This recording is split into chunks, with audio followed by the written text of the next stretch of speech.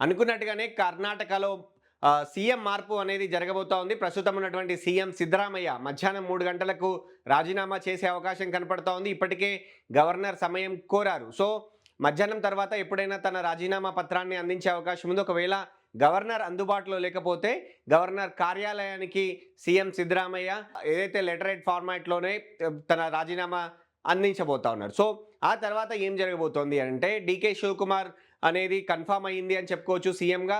So, DK Shivakumar అభ్యర్థిత్వాన్ని ఎలాంటి అసమ్మతి లేకుండా స్వయంగా సిద్ధరామయ్య ద్వారానే ప్రతిపాదించే అవకాశం కనపడతా ఉంది. ఇప్పటికే ఢిల్లీ నుంచి స్పష్టమైనటువంటి ఆదేశాలు సిద్ధరామయ్యకు అందినట్టుగా తెలుస్తోంది. నిన్నటి వరకు జరిగినటువంటి సమావేశాల్లో ఇటు కర్ణాటకకు సంబంధించినటువంటి కాంగ్రెస్ ఎమ్మెల్యేలు కావచ్చు, సీనియర్ పార్టీ లీడర్లు కావచ్చు, అందరి అభిప్రాయం తీసుకున్న తర్వాత సిద్ధరామయ్యతో రాజీనామా చేయించాలి అనేది నిర్ణయం జరిగింది. అదే విషయాన్ని ఇటు సిద్ధరామయ్యకి చెప్పారు. ఇటు డీకే శివకుమార్‌కి కూడా చెప్పారు. సో, గతంలో అనుకున్నట్టుగానే 2.5 ఏళ్ల పరిపాలన తర్వాత సీఎం అభ్యర్థిత్వం మార్చాల్సిన అవకాశం ఉంటుంది అని చెప్పి గతంలో ముందుగానే ఏదైతే చెప్పారో, ఆ తర్వాత కాస్త ఆలస్యమైనప్పటికీ కూడా డీకే శివకుమార్‌కి అధికారం బదలాయించే అవకాశంలో గతంలో ఏదైతే అనుకున్నారో, సో ఇప్పుడు జరగబోతోంది. సో, ఇందులో కీలకంగా మారింది రాహుల్ గాంధీ నిర్ణయం అని చెప్పుకోవచ్చు. ఎందుకు అంటే సిద్ధరామయ్యను మారిస్తే సీనియర్లందరూ కూడా కొంత వ్యతిరేకించే అవకాశం ఉంటుంది అని, అలాగే డీకే శివకుమార్‌ని పెట్టడం ద్వారా పార్టీ గంపగుత్తగా, ఎందుకంటే ఆయన ఉప ముఖ్యమంత్రిగా ఉన్నప్పటికీ అంటే పీసీసీ చీఫ్‌గా కూడా ఆయనే ఉన్నారు.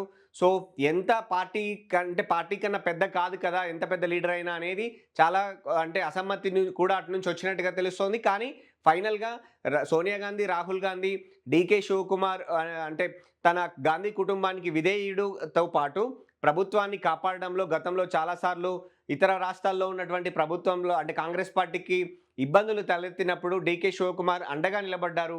కాబట్టి ఆయనకి ఇచ్చినటువంటి హామీని నిలబెట్టుకోవాల్సిన అవసరం గాంధీ కుటుంబం మీద ఉంది అనే ఉద్దేశంతోటి ఇప్పుడు డీకే శివకుమార్‌కి సీఎంగా ప్రతిపాదించే అవకాశం కనపడుతోంది. సో, ఇప్పుడు ఏం జరగబోతుంది అనంటే సిద్ధరామయ్యని అంటే ఇక్కడ డీకే శివకుమార్ క్యాబినెట్‌లో ఉంటారా?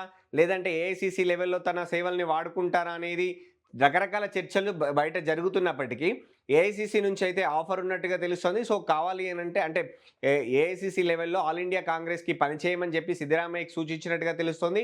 ఒకవేళ కాదు అన్న పక్షంలో రాష్ట్రంలో ఉంటానన్నప్పటికీ కూడా అవసరమైతే క్యాబినెట్‌లో చేరేందుకు సుముఖంగా ఉంటే క్యాబినెట్‌లో కూడా చేర్చుకోవాలి అని చెప్పి ఇటు డీకే శివకుమార్‌కు కూడా సూచించినట్టుగా తెలుస్తోంది. కానీ సిద్ధరామయ్య ఒక కండిషన్ పెట్టినట్టుగా ప్రచారం జరుగుతూ ఉంది. ఎందుకు అంటే ఇన్ని రోజులు తన వర్గంగా ముద్రపడినటువంటి నాయకులు ఎవరైతే ఉన్నారో వాళ్ళందరూ కూడా అన్యాయం జరగడానికి వీల్లేదు. సో, డీకే శివకుమార్ ఉన్నా రేపు ఇంకొకరు వచ్చినా కూడా వాళ్ళందరూ కూడా కలుపుకొని పోవాలి అనేది సిద్ధరామయ్య పార్టీ అధిష్టానం వద్ద ఒక కండిషన్ పెట్టారు. అందుకు పార్టీ కూడా ఓకే చెప్పినట్టుగా తెలుస్తోంది.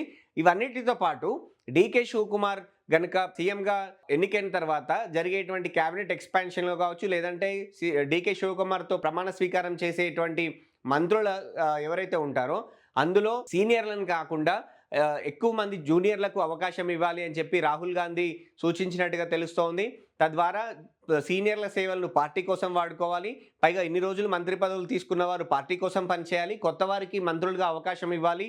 అందులోనూ బీసీ వర్గాలకు, ఓబీసీలకు, ఎస్సీ, ఎస్టీ వర్గాలకు, మహిళలకు ఎక్కువగా ఛాన్స్ ఇవ్వాలి అని చెప్పి సూచించినట్టుగా తెలుస్తోంది. వాళ్ళకి దాదాపు 60% నుంచి 70% పదవులు, మంత్రి పదవులు ఇవ్వాల్సిందే అని చాలా స్పష్టంగా డీకే శివకుమార్‌కు, ఇటు సిద్ధరామయ్యకు రాహుల్ గాంధీ సూచించినట్టుగా తెలుస్తోంది. సో, రాహుల్ గాంధీ ఆదేశాలతోటే కేసీ వేణుగోపాల్ కూడా ఇటు బెంగుళూరుకు వస్తున్నట్టుగా సమాచారం. సో, ఓవరాల్‌గా ప్రతిపక్షాలు ముఖ్యంగా బీజేపీ వేలెత్తి చూపియని విధంగా డీకే శివకుమార్ క్యాబినెట్ ఉండబోయే అవకాశం అయితే కనపడుతోంది. సో, సిద్ధరామయ్య రాజీనామా చేస్తారు. డీకే శివకుమార్ సీఎం కాబోతా ఉన్నారు. డీకే శివకుమార్ క్యాబినెట్‌లో సీనియర్లకు కాకుండా కొత్త వారికి, జూనియర్లకు, అందులోనూ ఓబీసీలకు, దళితులకు సంబంధించినటువంటి ఆ వర్గానికి చెందిన వాళ్ళకు ఎక్కువగా అవకాశం అయితే కనపడుతుంది.